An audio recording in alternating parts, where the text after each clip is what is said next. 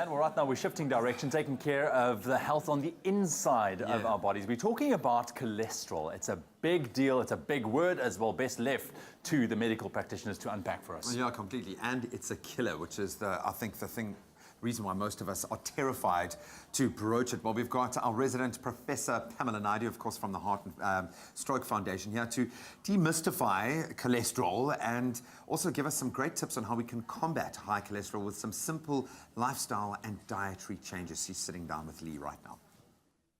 Cholesterol has been named, or rather nicknamed, the silent killer by many doctors and nutritionists, and for good reason. Now, did you know that high cholesterol negatively affects heart wellness? Luckily, it's not all doom and gloom, and the good news is that through regular exercise and a healthy diet, like including jungle oats in your weekly breakfast plan, you can fight high cholesterol levels. Here to give us more information about cholesterol is Professor Pamela Naidoo of the Heart and Stroke Foundation, South Africa.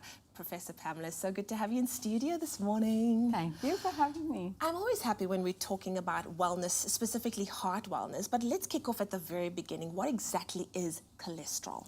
Right, so it literally translates into having fat in your bloodstream. Yeah. Yeah. Okay. So the cells that flow through, your blood system, your veins and your arteries and so on, throughout the body, the fat literally attaches itself to those cells. So the higher the fat on the cells, the worse it is for your health. When you talk about fat in the cells, don't you want to break it down for us? What causes that? What exactly leads to that? So, in some ways you do need a bit of fat. Yeah. So there's the healthy fats and the bad fats, literally. And so the healthy fats, it helps your metabolism, it's good for your immune system. Yeah. It helps your hormone levels to, balance and so on. But if you're carrying too much unhealthy fat, then it's a problem. So if you look at cholesterol, you have like the total cholesterol. You can go to a doctor or a nurse and they would take your bloods and they send it to a lab and they say, well, that's your cholesterol level. Yeah. But the cholesterol level doesn't tell you as much as if you break it down. And so you have LDL, which is the low density lipids, and that's your bad cholesterol. Okay. And so, the fat that's attaching, so the lipoprotein, so you get the fat cells and the protein cells combining. If you have high LDL, so 130 and over milligrams per deciliter, it's quite a technical thing. But it's, I think, suffice to know that if it's too high, it's not good for you. But your HDL is actually your high-density cholesterol, which is actually better for you. And how does high cholesterol levels affect your health? Right. So if you have high LDL, so the bad cholesterol, so what you're actually doing is if you visualize the blood flowing through your body and you've got too much fat on those cells, it's going to start clogging up the vessels and so on. And so literally what can happen is you could end up with a blood clot. And you won't even know it. That's why it's a silent killer.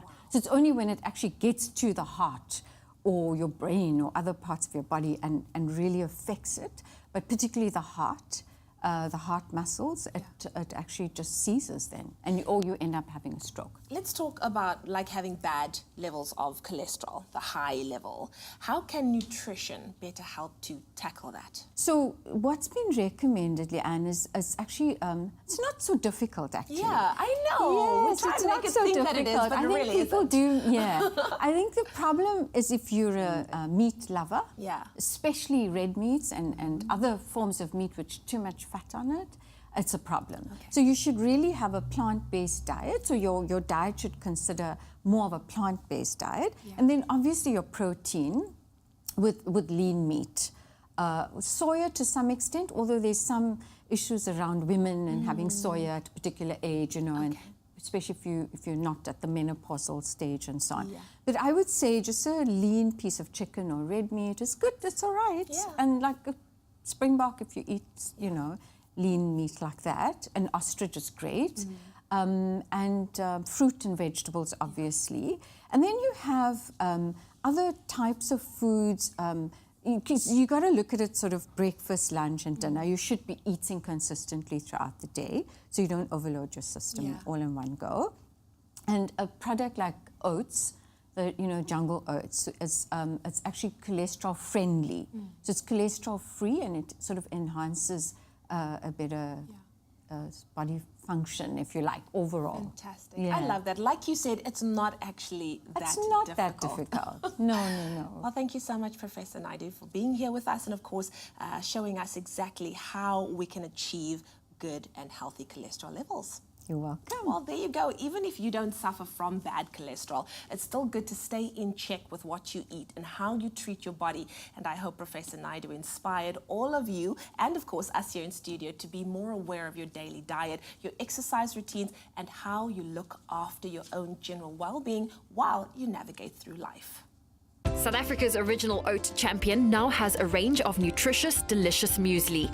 New Jungle Muesli, available in an exciting variety of flavors.